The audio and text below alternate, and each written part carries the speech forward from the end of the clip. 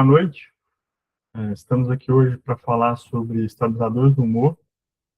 Meu nome é José Carlos Lima Reis, eu sou médico psiquiatra, tenho CRM de São Paulo e Minas e faço os atendimentos físicos e online. E eu vim aqui a pedido do convidado, Aldemar, para poder fazer essa apresentação.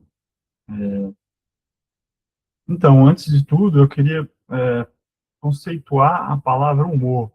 Muitas vezes nós entendemos o humor como uma palavra objetiva no sentido de emoção no momento.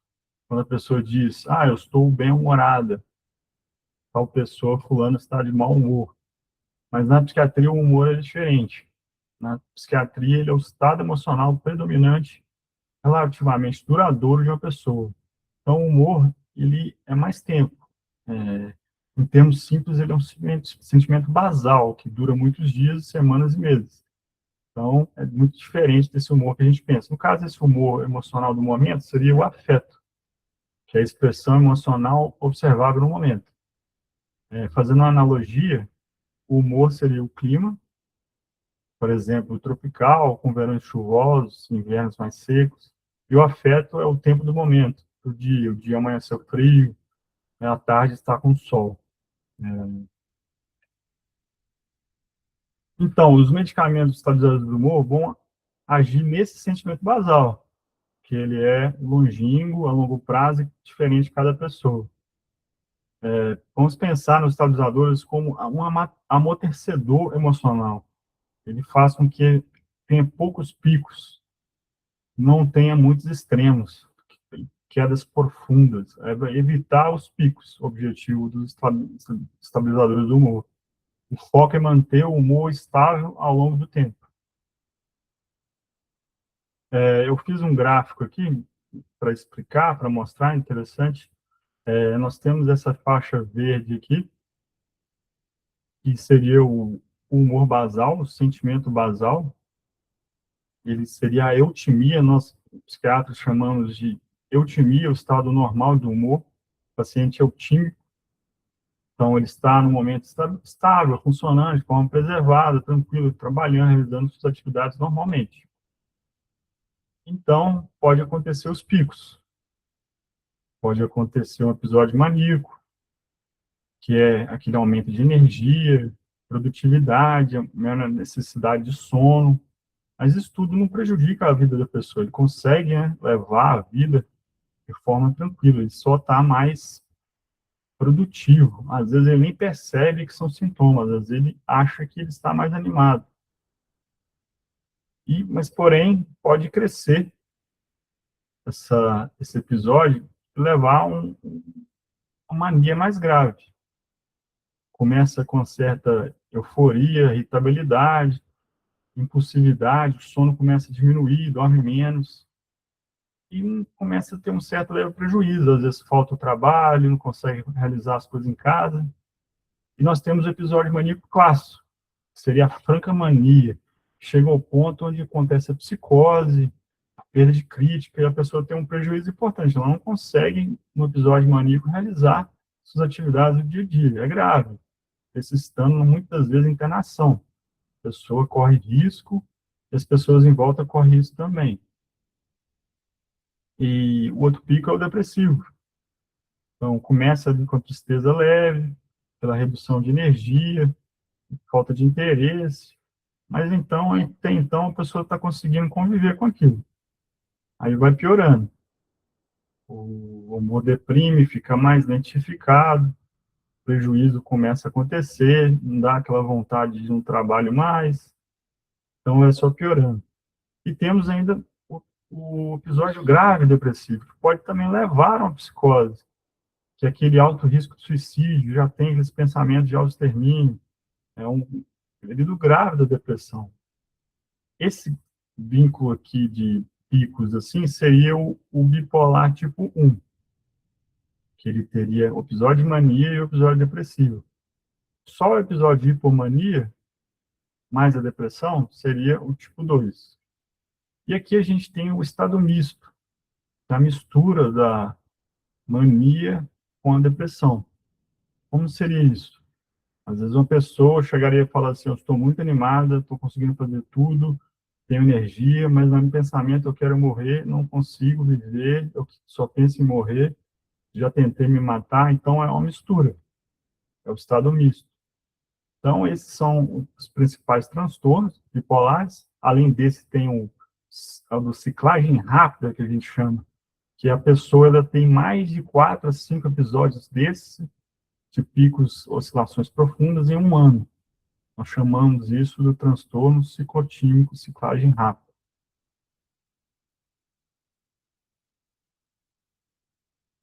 Então, os principais estabilizadores do humor: o carbonato de lítio, a marca famosa, o carbolítio, literato, o ácido valproico e o divalproato de sódio, que é o Depaquina, o Depacorte, mais conhecido, o carbamazepina, a marca Tegretol, e o lamotrigina, conhecidos como Lamitor e Neural.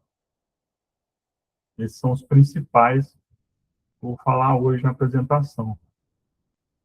Nós temos outros estabilizadores do humor também.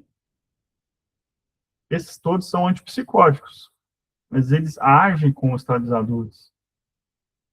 Clozapina, risperidona, quetiapina, olanzapina, lurazidona, todos são antipsicóticos. Mas ele ajuda também a estabilizar o humor. Nós usamos em transtorno bipolar. O que acontece isso?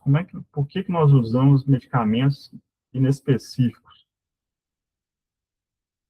Na psiquiatria, nós usamos muito medicamento off-label. O que é isso? Off-label significa fora do rótulo, fora da bula. Como é que é? É o uso de um fármaco aprovado pela Anvisa. Ele é aprovado primeiramente para uma finalidade, mas usamos para outra. Mas não quer dizer que nós usamos de forma assim aleatória. São estudos colhidos, baseados em evidências, nós entendemos que o medicamento ele trata outro tipo de doença. Um exemplo clássico aqui seria a aspirina. A aspirina ela entrou no mercado como um analgésico, tratar febre, e hoje ele é usado para prevenção de infartos. Na psiquiatria, nós temos os famosos aqui que nós usamos fora da bula, off-label, o quetiapina. Ele foi aprovado para tratar esquizofrenia e transtorno bipolar, mas usamos de forma assim, para qualquer tipo de paciente, para tratar insônia. É muito comum um paciente chegar, doutor, você me deu esse remédio aqui, o quetiapina, mas na bula está dizendo que ele trata esquizofrenia. Eu não tenho esquizofrenia. Então acontece muito isso. A gente explica, não se preocupe, o remédio ele funciona para outros motivos. Outro exemplo é o aripiprazol. Também foi indicado para tratar a esquizofrenia e usamos para tratar a depressão resistente. E os famosos anticonvulsivantes, que foram iniciados para tratar a epilepsia, e na maioria deles a gente usa como estabilizador do humor. Então, qual a principal função dos estabilizadores? É prevenir as oscilações extremas, especialmente no transtorno bipolar, na mania, hipomania, na depressão bipolar e também em casos de irritabilidade e impulsividade.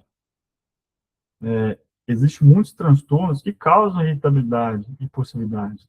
Não precisa ser só transtorno bipolar. Então, nós usamos também os estabilizadores do humor para isso. Exemplos de outras patologias que usamos estabilizadores do humor: síndrome de abstinência de álcool e benzodiazepínicos. Os benzodiazepínicos são aqueles clonazepam, alprazolam, diazepam. Então, são medicamentos que causam dependência e na síndrome de abstinência usamos o carbamazepina. Ele ajuda com a impulsividade do uso lá da substância. A enxaqueca, é comum usar o valproato, o topranato, que são anticonvulsivantes. O neurologista usa muito para enxaqueca. E eu falei lá da irritabilidade, da impulsividade, por isso aqui, ó, tem transtornos que precisam muito de um estabilizador do humor, principalmente o transtorno de personalidade borderline. Tem muitos episódios de agressividade, instabilidade, então funciona bastante nesses casos. Como fazemos a escolha do estabilizador? A gente leva em consideração a fase atual, mania, hipomania, depressão, episódio misto, histórico de resposta prévia. O que é histórico de resposta prévia? Pacientes usam medicamentos de várias maneiras, de vários períodos, por muito tempo, e às vezes usam quantidade grande de medicamentos, e chegam, às vezes, a trocar os medicamentos de forma rápida, sem atingir a dose máxima. Às vezes acontece o que a gente chama de polifarmácia, usa muitos medicamentos ao mesmo tempo, então a gente não sabe qual medicamento está funcionando direito. Então a gente pega um histórico da medicação e vê qual medicamento foi melhor, qual teve resposta mais favorável, e a gente tenta usar o medicamento de novo. Efeitos colaterais toleráveis. Todo medicamento tem um efeito colateral. A gente quer que a pessoa melhore e tenha pouco efeito colateral. Se tiver mais efeito colateral e pouca melhora, não vale a pena. É custo-benefício. O medicamento tem que ajudar, não piorar. Comorbidades clínicas. A gente leva as doenças de base em consideração. Diabetes, hipotiroidismo, hipertensão. Sempre está olhando as doenças de base para receitar a medicação. Como funcionam os estabilizadores? A primeira, mas foi a primeira hipótese, os primeiros achados de como os estabilizadores funcionam, que é a modulação das monaminas, que é o famoso serotonina, noradrenalina e o dopamina. A serotonina está relacionada à sensação do prazer, ansiedade, altera o sono, o apetite. A noradrenalina está relacionada à energia, o foco, a concentração. E a dopamina é o prazer, é aquele sistema de recompensa. A pessoa usa a substância, tem um prazer com ela e é liberado dopamina. Outra função, redução da neurotransmissão do glutamato. O glutamato é um neurotransmissor, ele causa uma excitação cerebral, neuronal. Muita gente diz que ele é o neurotransmissor da inteligência, que ele aumenta a cognição, ele aumenta o foco. Só que o excesso dele excita o cérebro de uma forma que gira uma toxicidade. Então, tem que diminuir ele, não pode ficar descontrolando. Usado muito também o neurotransmissor GABA, ele já é ao contrário do glutamato, ele inibe o glutamato, ele vai diminuir esse excesso de excitabilidade que acontece no cérebro durante o transtorno. A neuroplasticidade. A neuroplasticidade, ela é quando o cérebro se estrutura, ele regenera. A neuroplasticidade, ela acontece de várias maneiras. Na terapia, no psicólogo, na meditação, na atividade física, tudo é capaz o cérebro ali está se moldando e criando novas sinapses. Isso é a neuroplasticidade. A neuroproteção protege o neurônio de lesões, no geral, a morte celular. Reduz os processos inflamatórios. Hoje em dia, sabemos que também os transtornos mentais estão relacionados à inflamação. Então, os medicamentos estabilizadores influenciam também nesse processo inflamatório. Eu coloquei aqui um resumo para a gente ver como é que os medicamentos agem nas fases do transtorno bipolar, e ele é do CAMAT. O CAMAT é uma rede, organização científica, que pega vários artigos científicos e resume e cria protocolos para tratar as doenças. É o Canadian Network for Mood Anxiety Treatment. É a rede canadense de tratamentos de humor e ansiedade. São vários cientistas fazendo vários protocolos ao longo do tempo para tratar a doença. Então, o lítio. O lítio ele é ótimo para todas as fases do transtorno bipolar. O lamotrigina, ele não age na mania, mas ele é muito bom para depressão. O valproate é ao contrário, ele é bom para mania, mas ele não trata a depressão. A carbamazepina também trata bem a mania e não trata a depressão. A quetiapina quase que se iguala ao lítio. É um medicamento muito bom para tratar o transtorno bipolar, em todas as fases. A olanzapina, um antipsicótico, é bom para mania, mas ele não é usado na depressão. O mesmo que o aripiprazol. E o varesidona, que não age de forma alguma na mania, mas ajuda na depressão. E a manutenção, os medicamentos que nós podemos mantê-los de forma regular para evitar recaídas. Todos eles conseguem fazer a manutenção do transtorno bipolar.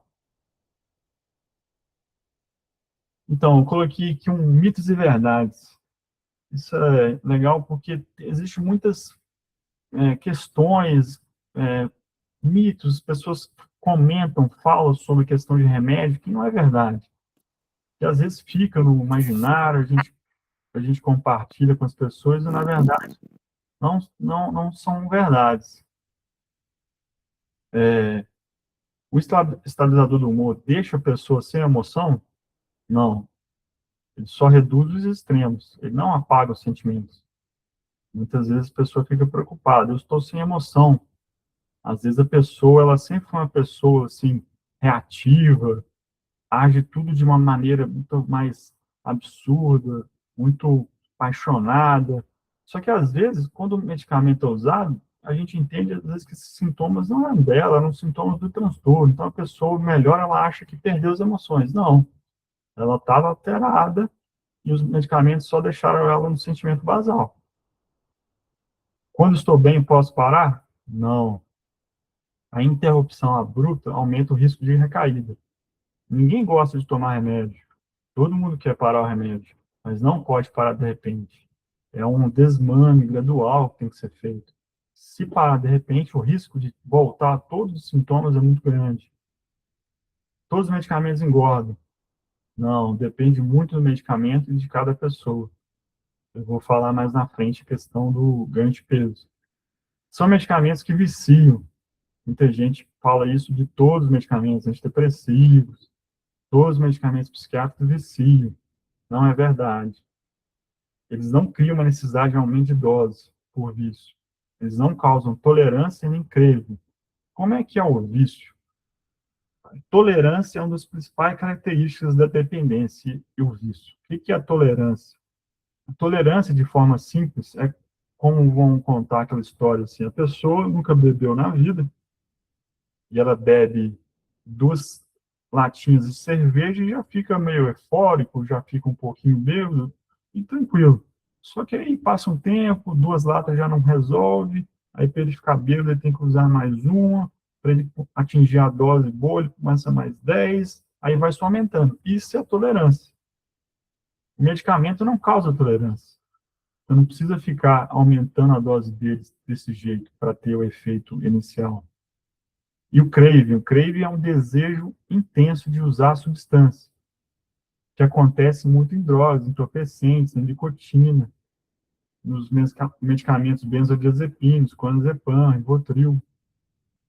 Quando você para a substância, você tem aquele desejo incontrolável de usar ela. Quando você para de fumar, você fica procurando cigarro. Quando você parou o clonazepam de repente, você não consegue dormir mais. Você está preso a ele. O medicamento, o estabilizador do humor, o antidepressivo, não faz isso. Quando você para de usar ele, você não tem craving por ele. Você não fica com esse desejo intenso de usar medicamento. Então, verdades importantes que a gente tem que frisar. Não viciam, não muda a personalidade, não são calmantes comuns, funciona apenas o uso contínuo, e interrupção abrupta pode causar recaída. Sempre lembrar dessas verdades em relação aos estabilizadores do humor. Então, vamos falar sobre o ganho de peso. O pessoal se preocupa muito, é um fator muito de falha de tratamento, as pessoas deixam de usar o medicamento por questão do peso. Acontece muito. Mas o ganho de peso, ele é multifatorial. São várias questões que podem alterar o peso. A insônia, pessoa que dorme menos que 7, 6 horas por noite, aumenta o cortisol, o hormônio do estresse. O cortisol acumula gordura abdominal. Então, quanto mais cortisol, pior. Mais difícil vai ser emagrecer. Pessoas sedentárias, perda de massa muscular, não tem massa magra, não tem gasto calórico, vai criar resistência à insulina. Resistência à insulina leva a acúmulo de gordura, leva a diabetes. Questões hormonais, hipotireoidismo, síndrome do ovário policístico e menopausa, todos podem alterar o peso, então tem que ser tratadas também. Hábitos alimentares e microbiota intestinal. O que é a microbiota? Existem vários organismos no nosso intestino, bactérias, até vírus, que deixam o intestino regulado. Se você ter hábitos alimentares ruins, uma alimentação muito com ultraprocessados, medicamentos, poucas fibras, pouca proteína, isso tudo vai afetar a microbiota e vai levar a uma desregulação intestinal. E não vai conseguir eliminar a gordura de forma correta. E outro fato importante, questão do ganho de peso, é o fator genético. A gente pode, às vezes, tratar isso tudo, colocar um remédio que não engorda e a pessoa ainda ganha peso. A predisposição genética, ela é muito forte. Mas se a gente colocar o ranking aqui dos estabilizadores do humor e o risco de ganho de peso, o pior deles é a olanzapina, é um risco muito alto. Quetiapina, o ácido valproico, é um pouco alto também. A respeito do lítio é moderado. Muita gente tem medo do lítio de engordar, mas não é assim. É 20 a 30% das pessoas vão ganhar peso com lítio. Não é tão grande. O aripiprazol, a lamotrigina e o furazidona são muito baixos, quase que não ganha peso. Então, os estabilizadores são a base do tratamento do transtorno bipolar. Ele permite menos crises, menos respostas emocionais estáveis, melhor qualidade de vida e redução de hospitalizações. Então, os estabilizadores, eles são para melhorar a qualidade de vida e agem em vários setores, várias áreas da vida da pessoa. Vamos começar falando do principal estabilizador do humor, o lítio. O lítio é o medicamento mais importante da psiquiatria, porque ele é o padrão ouro no tratamento do transtorno bipolar. O que é padrão ouro? É o medicamento primeira linha, é o melhor, que tem maior efeito positivo no transtorno bipolar. O lítio ele foi descoberto em 1949, mas só em 1970, depois do FDA, que é o Food Drug Administration dos Estados Unidos, é como se fosse a Anvisa dos Estados Unidos, aprovou o lítio para ser usado no tratamento bipolar. Depois que foi liberado nos Estados Unidos, aí foi para o Brasil, só depois dos anos 70. Vou pensar, não é tanto tempo assim. O lítio é o quê? Um sal mineral. Ele é igual ao cálcio, fósforo, zinco. Os sais minerais vêm do solo, seres vivos, são consumidos em alimentos. Não podemos produzir. Ué, doutor, você falou que alimento tem lítio? Então, vamos comer os alimentos que têm lítio, eu vou precisar tomar mais o lítio. Não, não. Os alimentos, se você quiser ter lítio alto nos alimentos, você teria que comer toneladas deles, não é a mesma quantidade. Lítio vem da palavra grega litos, que significa pedra. O lítio ele é extraído de salares e rochas. Salares são depósitos de sais, é onde é retirado o lítio. E o principal lugar onde é retirado as pedras para extração de lítio no mundo é o Salar do Atacama. Eu achei interessante colocar aqui, que é um lugar muito bonito, fica no Chile. Todas essas partes brancas aqui são os sais, as pedras que são extraídos do lítio. A mineradora de lítio. E esse dado aqui, achei interessante falar, porque tem muita gente que gosta de perguntar: ah, doutor, esse lítio aí que eu tomo é o mesmo lítio das baterias? É o mesmo lítio. E a produção mundial do lítio no mundo, 87% serve para baterias. Só 1% vai para medicação. O lítio é usado em vários setores da indústria no mundo: cerâmica, vidro, ligas metálicas, lubrificantes, tratamentos de ar refrigerado. Então, o lítio ele tem vários usos. Então, ele é o padrão ouro. Por que ele é padrão ouro? Ele é um dos medicamentos mais eficazes para prevenir a recaída no transtorno bipolar. Ele reduz o risco de suicídio de forma consistente e possui evidências científicas acumuladas em décadas. Ele é superior a todos os estabilizadores do humor, mesmo até os modernos.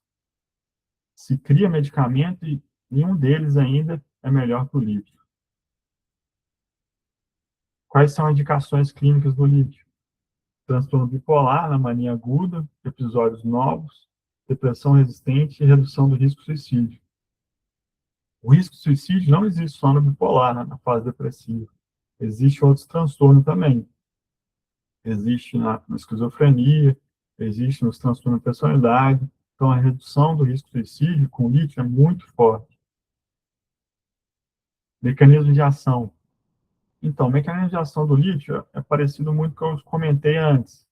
Ele modula a inflamação cerebral, ele modula o neurotransmissor como a dopamina, que é do prazer, o glutamato, que é excitatório, e o GABA, que é o freio, que eu falei antes.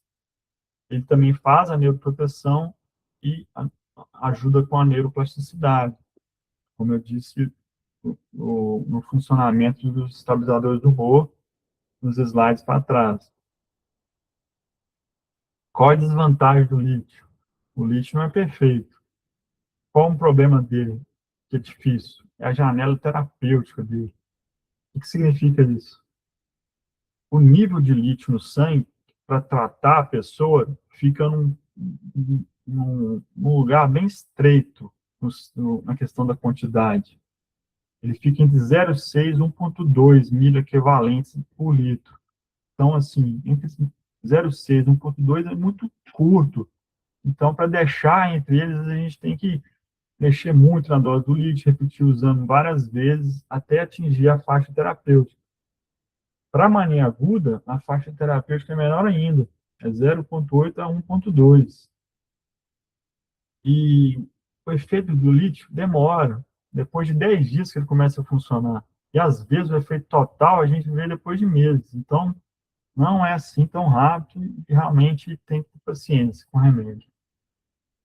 Efeitos colaterais do lítio: tremores finos, náusea, sede excessiva, poliúria, aumento da urina, ganho de peso, igual eu falei, é 20 a 30%, em média, 2 quilos a 6 em um ano. Então, assim, quantidade física, levando uma vida regrada, você consegue melhorar isso aqui. Pode interferir na função da tireoide. O lítio pode causar hipotireoidismo, mas é só em 10, 20% dos pacientes. Ele pode alterar a função renal. A maioria do lítio ele é liberado no rim. E a maioria do lítio sendo liberado no rim, ele pode ser absorvido de várias formas no rim. Então, ele pode causar problemas renais no futuro, principalmente com a intoxicação do lítio, que é muito perigosa. A intoxicação do lítio ocorre, na maioria das vezes, por desidratação. Então, a pessoa tem vômitos repetidos, episódios de diarreia frequente, febre alta, abuso de álcool, tudo isso causa desidratação. Então, isso pode levar à intoxicação, porque quanto menos hidratado, menos vai ter filtração, menos o lítio vai sair do organismo. Então, o lítio vai continuar sendo absorvido no rim. Então, sempre manter eles hidratados. Se você toma lítio, é importante estar sempre hidratado. Outros motivos de intoxicação: abuso de anti-inflamatórios, ibuprofeno, diclofenaco, naproxeno. Então, tomar cuidado de abusar de anti-inflamatório. Ele pode aumentar o nível sérico do lítio. Antihipertensivos, hidroclorotiazida, captopril, enalapril, losartana, também podem aumentar o nível sérico do lítio. Se você está usando esses medicamentos, e o médico não sabe, você não avisou para ele, você avisa. Você está tomando lítio. E quando pensar que está chegando a intoxicação, o tremor fica pior, pode acontecer vômito, chega a ter dificuldade para andar, fala enrolada, sonolência, até confusão mental. Já começou com os tremores fortes, já deve ser levado ao hospital, porque isso tudo já é começando, já é num estado avançado da intoxicação. Comorbidades em relação ao lítio. Então, como eu disse, o lítio é eliminado 95% pelos rins. Então, qualquer problema no rim vai ficar mais, absorver mais lítio no rim.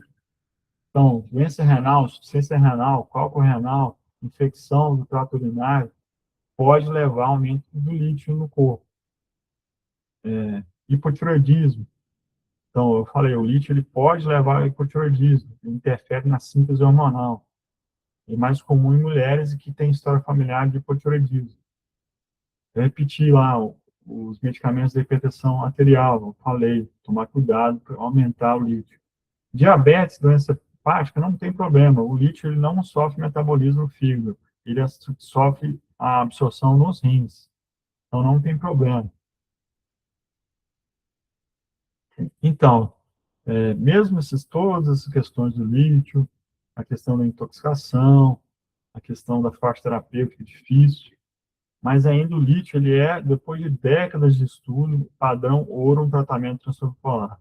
Ele é eficaz na prevenção de recaídas, redução comprovada de risco de suicídio e efeitos neuroprotetores, fazer do medicamento único na psiquiatria. Então, se seu médico prescreveu lítio para você, é bom, pode saber que você está usando um remédio bom. Agora vamos falar dos anticonvulsivantes. Os anticonvulsivantes, né, foram iniciados como primeiro tratamento para epilepsia e logo entendeu que se usava também para tratar o humor. O que acontece? Na epilepsia, existe muito mecanismos parecidos com o transtorno bipolar. Existe um aumento da atividade elétrica química no cérebro. Então, os estabilizadores, os anticonvulsivantes, eles diminuem essa estabilidade neuronal, muito parecido com a ação do transtorno bipolar. Ela tem aquela aumento da excitabilidade, causando um nível tóxico no cérebro. Então, o medicamento ele diminui isso. O ácido valproico, o primeiro anticonvulsivante que nós vamos falar, ele foi descoberto em 1962. Eles tentavam arranjar um solvente para poder testar medicamentos que não eram solúveis em água. E eles usavam o solvente ácido valproico e notaram que todos os medicamentos que tinham ácido valproico tinham efeito anticonvulsivante. Então, descobriram o ácido valproico que servia para epilepsia. Mas só em 95, o FDA, Food Drug Administration, aprovou o tratamento para mania bipolar. E ele foi o primeiro anticonvulsivante a receber essa indicação nos Estados Unidos. 95. Então, nós temos o ácido valproico, o valproato de sódio e o divalproato de sódio. Não, doutor, são 3 remédios diferentes? Não, é tudo a mesma coisa. É o mesmo molécula, o mesmo composto. O que difere é o valproato de sódio, eles adicionaram a molécula de sódio. O que acontece? O ácido valproico, ele é bastante irritante gástrico. Então, para diminuir a irritação gástrica, eles tentaram adicionar uma molécula de sódio e fez o valproato de sódio. Aí diminuíram um pouco a irritação. Mas mesmo assim ainda tinha. Então, aí eles criaram o divalproato de sódio, onde eles pegam um pouco do valproato, um pouco do ácido valproico e juntaram eles juntos. Então, para o efeito agudo, porque eles são mais fortes, intensos, o ácido valproico e o valproato são melhores. E o divalproato, como ele é um efeito mais leve, ele é gradual. Igual eu falei anteriormente, o ácido valproico e o valproato de sódio costuma ser absorvido mais rapidamente, o que pode aumentar picos da medicação no sangue e causar irritação de conforto gástrico em algumas pessoas. E o divalproato de sódio, já é uma molécula que mistura os dois, ele foi desenvolvido para ser liberado mais lenta e gradual, melhorando a tolerância digestiva. Quais são as indicações clínicas do ácido valproico? Principalmente em transtorno bipolar, ele é muito eficaz na mania aguda, nos episódios mistos e na ciclagem rápida. Também na manutenção, usada a longo prazo para prevenção e controle de novas crises. Qual que é o mecanismo de ação? Muito parecido com o lítio também. Aumento da ação do GABA, o neurotransmissor inibitório, diminui a excitabilidade neuronal. Ele faz bloqueio dos canais de cálcio, impede a entrada rápida do sódio nos neurônios. Isso aí diminui a frequência dos paralépticos anormais. E ele faz também a redução do glutamato. Eu falei antes, é um neurotransmissor que aumenta a excitabilidade do cérebro, causando uma toxicidade neuronal. Já o ácido valproico, ele não tem problema igual o lítio. A faixa terapêutica dele é ampla, é grande, entre 50 a 100 microgramas por mililitro. Mas ele também demora, ele leva 3 semanas para começar a funcionar, mais ou menos igual ao lítio. Efeitos colaterais mais comuns: náusea, vômitos, indigestão, diarreia, dor abdominal, sonolência, tontura. O ganho de peso é mais proeminente no ácido valproico, e causa aumento do apetite. Ele também reduz a libido. Gravidez. Por que aqui está essa gravidez aqui? O que eu estou querendo dizer? O ácido valproico, ele tem um potencial gigante teratogênico, causa malformações congênitas no desenvolvimento do feto. Ele é o mais grave entre os estabilizadores do humor para causar potencial de malformação. Então, se possível, sempre evitar em mulheres de idade fértil. Se você, mulher, está pensando em engravidar, você não usa anticoncepcional, não é bom usar o ácido valproico. Vantagens do ácido valproico: ele é excelente na mania, bom para episódios mistos e para ciclagem rápida. Agora vamos falar da carbamazepina. A carbamazepina, em 1953, foi criada como um antidepressivo, mas observou que ela era melhor para anticonvulsivantes, para convulsões. E também só na década de 70 começou a usar para bipolar. Se você for ver, a maioria dos medicamentos estabilizadores do humor começaram só em 1970. Não é tão assim, muito antigo, se for pensar. Você analisando assim, os parentes mais antigos, vó, então, viveram nessa época, era difícil tratar o transtorno bipolar. Nessa época, usava-se muito eletrochoque, o ECT. O eletrochoque, antigamente, ele era um tratamento meio arcaico, mas hoje o ECT é um tratamento ótimo. Ele é um procedimento cirúrgico com anestesista. Ele é muito bom para tratar transtorno psicótico. Principais indicações do carbamazepina: ele é bom para episódios maníacos e manutenção. Só que ele é o terceira linha. É quando o lítio e o ácido valproico não funcionam que a gente usa o carbamazepina. Ele é muito eficaz na impulsividade, na agressividade. É igual eu falei, impulsividade de usar drogas, substâncias, a gente usa muito ele. Para agressividade, no border. Pessoas com demência, Alzheimer, ficam com comportamento alterado, nós usamos para diminuir essa desorganização do comportamento. Em pacientes com deficiência intelectual, tem rompantes de agressividade, o carbamazepina funciona bem para evitar a agressividade, a impulsividade. Quais são os mecanismos da carbamazepina? Ele faz bloqueio dos canais de sódio, impede que os nervos fiquem hiperestimulados. Ele também potencializa o GABA, que a gente já falou, que é o calmante do cérebro. Ele inibe as cargas elétricas e a excitabilidade neuronal. Efeitos colaterais mais comuns do carbamazepina: tontura, sonolência, cansaço, visão dupla, borrada, náusea, vômitos, e o ganho de peso é quase nada. Pontos de atenção: o problema da carbamazepina está aqui. Ele tem muitas interações medicamentosas. Por isso que ele não é primeira linha nem segunda linha, ele é terceira linha. Ele atrapalha muito outros medicamentos. Nós, psiquiatras, chamamos ele de droga sujo, porque ele é uma droga que contamina todos os outros remédios. Ele estimula muito o fígado e faz com que o corpo elimine os medicamentos mais rápido. O que acontece? Ele diminui o efeito de vários medicamentos. Anticoncepcional, hormonal, quando você está usando o carbamazepina, ele pode diminuir a eficácia da pílula, é perigoso.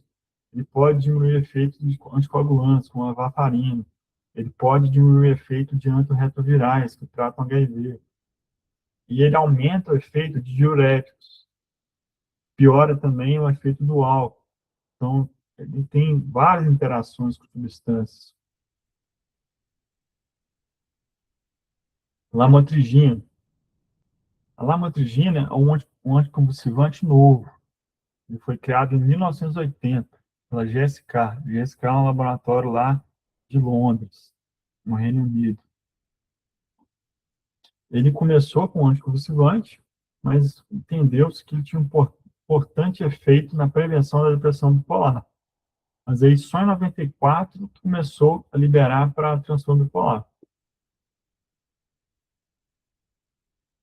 Quais as indicações do lamotrigina? Ele é eficaz para reduzir a frequência de recaída da depressão e ele faz uma manutenção boa do humor estável a longo prazo, de recaídas principalmente em depressão. Não tem eficácia na mania, não tem eficácia na hipomania e no episódios mistos. Ele é mais usado associado, que sozinho ele só trata a depressão. Mecanismo de ação. É igual o mecanismo de ação do carbamazepina, que é o bloqueio de canal de sódio. Também faz a redução do glutamato, estabiliza também a estabilidade neuronal e faz neuroproteção, muito parecido com os outros estabilizadores do humor. Efeitos colaterais mais comuns, cefaleia, náusea, diarreia, dor abdominal, tontura, insônia, boca seca. E nós temos esse aqui, o rastro cutâneo. O rastro cutâneo é uma mancha vermelhada, coceira, ardor que causa na pele. Isso aí é perigoso, que é um efeito colateral importante do lamotrigina, que tem que ficar atento, porque ele pode causar uma síndrome grave, síndrome de Stevens-Johnson, que é uma síndrome da pele, onde que ela causa morte celular da pele. Então, por isso que a dose dele é aumentada lentamente. Mesmo sendo raro, a gente evita. Então, os sintomas, sinais de estar acontecendo o início dessa síndrome febre alta, mal-estar intenso, dor de garganta, igual uma gripe, e depois começa a aparecer sintomas na pele, as manchas, escamação, lesão na boca, conjuntivite, então tem que ir para o hospital. Esses sintomas aqui, direto para o hospital. Quais são as vantagens da lamotrigina? Baixo ganho de peso, não apresenta disfunção sexual. Entre os estabilizadores do humor, é considerada a opção mais segura na gestação. E ele tem uma função boa, de menos fadiga depressiva, maior disposição, em geral. Desvantagens da lamotrigina. Então, ele não funciona na mania, não funciona na inflamação de prevenir recaídas e sintomas maníacos. Ele tem esse problema da articulação muito lenta, porque tem o risco do rash lá, da síndrome de Stevens-Johnson. Então, começa bem devagar, então o efeito dele vai demorar semanas para atingir. E se a pessoa interromper ele, cerca de 5 dias, tem que começar tudo de novo, a titulação de doses baixas. Então, o remédio tem que tomar muito certinho direito, senão não funciona. Então, terminando aqui, uma mensagem para todo mundo, é importante, tratamento é só remédio? Não, tem que ficar atento, o melhor resultado acontece com tudo, vários pilares em conjunto, psicoterapia, rotina de sono, atividade física, manejar o estresse. Então, o remédio estabiliza o cérebro, mas o estilo de vida sustenta a melhora. Então, não dá para confiar só no remédio, tem que fazer tudo isso aqui, senão não dá uma melhora total.